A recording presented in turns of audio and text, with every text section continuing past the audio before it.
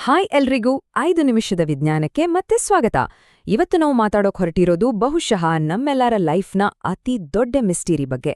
ಸಾಯುವಾಗ ನಿಜವಾಗಿಯೂ ಏನಾಗುತ್ತೆ? ಇದು ಕೇಳೋಕೆ ಸ್ವಲ್ಪ ಭಯಾನಕ ಅಂತ ಅನ್ಸ್ಬಹುದು, ಆದ್ರೆ ಸೈನ್ಸ್ ಪ್ರಕಾರ ನೋಡಿದ್ರೆ ಇದೊಂದು ತುಂಬಾನೇ ಶಾಂತಿಯುತವಾದ ಜರ್ನಿ ಅಲ್ವಾ? ನಮ್ಮೆಲ್ಲರ ತಲೆಯಲ್ಲೂ ಈ ಪ್ರಶ್ನೆ ಒಂದಲ್ಲ ಒಂದ್ಸಲ ಬಂದೇ ಇರುತ್ತೆ. ಸಾಯುವಾಗ ನಿಜವಾಗಿ ಏನ್ ಫೀಲ್ ಆಗುತ್ತೆ?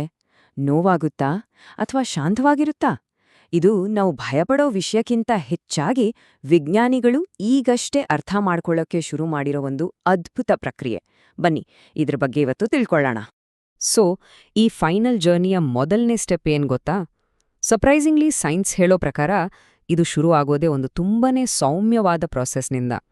ನಮ್ ಬಾಡಿ ತನ್ನ ಕೆಲ್ಸಗಳನ್ನ ನಿಧಾನ ಮಾಡ್ತಾ ಒಂದ್ ರೀತಿ ಡೀಪ್ ರೆಸ್ಟ್ಗೂ ಹೋಗುತ್ತೆ. ಡಾಕ್ಟರ್ಸ್ ಇದನ್ನ ಆಕ್ಟಿವ್ ಡೈಯಿಂಗ್ ಅಂತ ಕರೀತಾರೆ. ಹೌದು, ಆ ಪದ ಕೇಳಕ್ಕೆ ಸ್ವಲ್ಪ ಕಠೋರೆ ಅನ್ನಿಸ್ಬಹುದು, ಆದ್ರೆ ಅದರ ಅರ್ಥ ಇಷ್ಟೇ: ಬಾಡಿ ತನ್ನ ಕೊನೆಯ ಎನರ್ಜಿನ ಉಳಿಸ್ಕೊಳ್ಳಕ್ಕೆ ಸ್ಲೋ ಡೌನ್ ಆಗ್ತಾ ಇದೆ ಅಂತ. ಹಸಿವು, ಬಾಯಾರಿಕೆ ಎಲ್ಲವೂ ನ್ಯಾಚುರಲ್ ಆಗಿ ಕಡಿಮೆ ಆಗುತ್ತೆ ಮತ್ತು ಒಂಥರ ಆಳವಾದ ಶಾಂತಿ ಮನಸ್ಸಿಗೆ ಬರುತ್ತೆ.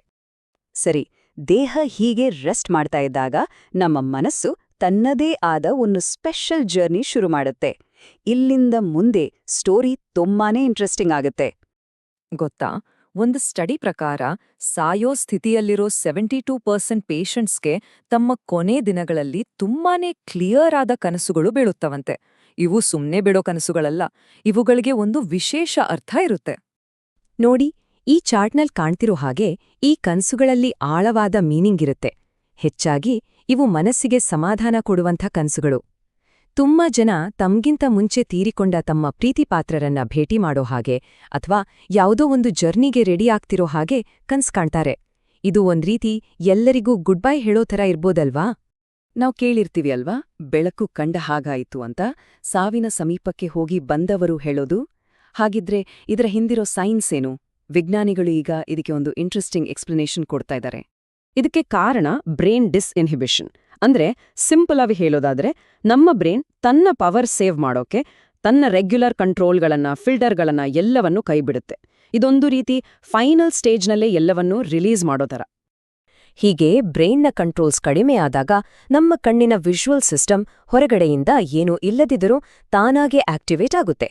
ಅದರ ರಿಸಲ್ಟೇ ಆ ಫೇಮಸ್ ಬ್ರೈಟ್ ಲೈಟ್ ಅಥವಾ ಪ್ರಕಾಶಮಾನವಾದ ಬೆಳಕು. ಸೊ ಇದು ಯಾವುದೋ ಪವಾಡ ಅಲ್ಲ, ನಮ್ಮ ಬ್ರೈನ್ನ ಒಂದು ನ್ಯಾಚುರಲ್ ಬಯೋಲಾಜಿಕಲ್ ಪ್ರಾಸೆಸ್ ಅಷ್ಟೇ. ಈಗ ಮಾತಾಡೋಣ ಡೆತ್ ರ್ಯಾಟಲ್ ಬಗ್ಗೆ. ಕೇಳೋಕೆ ಈ ಪದ ಸ್ವಲ್ಪ ಭಯಾನಕ ಅನ್ಸುತ್ತೆ, ನಿಜ. ಆದ್ರೆ ಸೈನ್ಸ್ ಹೇಳೋದೇ ಬೇರೆ.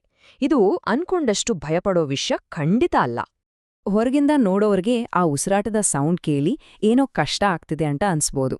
ಆದ್ರೆ ಸತ್ಯ ಏನಂದ್ರೆ, ಸಾಯ್ತಿರೋ ವ್ಯಕ್ತಿ ಆಳವಾದ ವಿಶ್ರಾಂತಿಯಲ್ಲಿರ್ತಾರೆ. ಬಾಡಿ ಎಷ್ಟು ರಿಲ್ಯಾಕ್ಸ್ ಆಗಿರುತ್ತೆ ಅಂದ್ರೆ ಗಂಟ್ಲಲ್ಲಿರೋ ಜುಲ್ಲನ್ನ ನುಂಗೋಷ್ಟು ಎಫರ್ಟ್ ಕೂಡ ಹಾಕಲ್ಲ, ಅದರಿಂದ ಸೌಂಡ್ ಬರುತ್ತೆ. ಸೊ ಇದು ನೋವಿನ ಸಂಕೇತ ಅಲ್ಲ, ಬದಲಾಗಿ ಆಳವಾದ ಶಾಂತಿಯ ಸಂಕೇತ.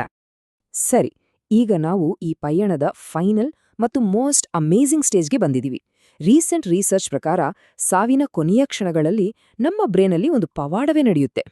ರಿಸರ್ಚರ್ಸ್ ಏನ್ ಕಂಡುಹಿಡಿದಿದ್ದಾರೆ ಅಂದ್ರೆ, ಹಾರ್ಟ್ ಬೀಟ್ ನಿಂತ ಮೇಲೂ ಸಹ ಬ್ರೈನ್ ಗಾಮಾ ವೇವ್ಸ್ ಅನ್ನೋ ಸಿಕ್ಕಾಪಟ್ಟೆ ಪವರ್ಫುಲ್ ಎಲೆಕ್ಟ್ರಿಕಲ್ ಸಿಗ್ನಲ್ಸ್ಗಳನ್ನ ಹೊರಹಾಕತ್ತೆ. ಎಷ್ಟು ಪವರ್ಫುಲ್ ಅಂದ್ರೆ, ನಾವು ನಾರ್ಮಲ್ ಆಗಿ ಫುಲ್ ಕಾನ್ಸಂಟ್ರೇಟ್ ಮಾಡಿದಾಗ ಅಥವಾ ಧ್ಯಾನ ಮಾಡ್ದಾಗಿರೋದ್ಕಿಂತಾನೂ ಜಾಸ್ತಿ ಆರ್ಗನೈಸ್ಡ್ ಆಗಿರುತ್ತೆ. ವಾವ್ ಅಲ್ವಾ? ಸೊ ಬ್ರೈನ್ನ ಈ ಫೈನಲ್ ಆಕ್ಟಿವಿಟಿಯಿಂದಲೇ ಬದುಕಿ ಬಂದೋರು ಇಂಥ ಅದ್ಭುತ ಅನುಭವಗಳ ಬಗ್ಗೆ ಹೇಳ್ತಾರೆ. ತಮ್ಮ ದೇಹದಿಂದ ಹೊರಗೆ ಬಂದು ತಮ್ಮನ್ನೇ ನೋಡಿದ ಹಾಗೆ ಆಗೋದು, ನೋವೇ ಇಲ್ದೇನೆ ಎಲ್ಲವನ್ನೂ ಗಮನಿಸೋದು ಮತ್ತು ಇಡೀ ಲೈಫ್ ಕಣ್ಣು ಮುಂದೆ ಬಂದ ಹಾಗೆ ಆಗೋದು, ಇದೆಲ್ಲವೂ ಬ್ರೈನ್ನ ಆ ಒಂದು ಗ್ರ್ಯಾಂಡ್ ಫಿನಾಲೆಯಿಂದ ಆಗಿರ್ಬೋದು. ಕೊನೆಗೆ ಬದುಕಿ ಬಂದ ಒಬ್ರು ಹೇಳಿದ ಈ ಮಾತು ನಿಜಕ್ಕೂ ಮನಸ್ಸಿಗೆ ನಾಟುತ್ತೆ. ಮನೆ ಅನ್ಸೋ ಒಂದು ಜಾಗಕ್ಕೆ ಹೋಗ್ತಾ ಇದೀನಿ ಅಂತ ಫೀಲ್ ಆಗ್ತಿತ್ತು. ಇದು ಎಂಥ ಸಮಾಧಾನ ಕೊಡೋ ಯೋಚನೆ ಅಲ್ವಾ?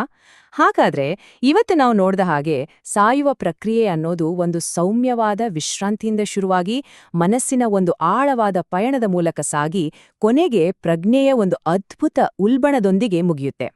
ಸೈನ್ಸ್ ಸಾವಿನ ಬಗ್ಗೆ ನಮ್ಗಿರೋ ಭಯವನ್ನ ಕಡಿಮೆ ಮಾಡಿ ಅದನ್ನ ಒಂದು ನ್ಯಾಚುರಲ್ ಪ್ರಾಸೆಸ್ ಆಗಿ ನೋಡಕ್ಕೆ ಹೆಲ್ಪ್ ಮಾಡ್ತಾ ಇದೆ. ನಿಮ್ಗೆ ಮಾಹಿತಿ ಇಷ್ಟ ಆಗಿದ್ರೆ ಆ ಲೈಕ್ ಬಟನ್ ಒತ್ತಿ ಎಲ್ಲರ ಜೊತೆ ಶೇರ್ ಮಾಡಿ, ಮತ್ತೆ ಇಂಥ ಇಂಟ್ರೆಸ್ಟಿಂಗ್ ವಿಷಯಗಳಿಗಾಗಿ ಸಬ್ಸ್ಕ್ರೈಬ್ ಆಗೋದನ್ನ ಮರಿಬೇಡಿ. ನಿಮ್ಮ ಅನಿಸಿಕೆಗಳನ್ನ ಕೆಳಗೆ ಕಾಮೆಂಟ್ಸ್ನಲ್ಲಿ ನಮಗೆ ತಿಳಿಸಿ. ಮುಂದಿನ ವಿಶ್ಲೇಷಣೆಯಲ್ಲಿ ಮತ್ತೆ ಸಿಗೋಣ.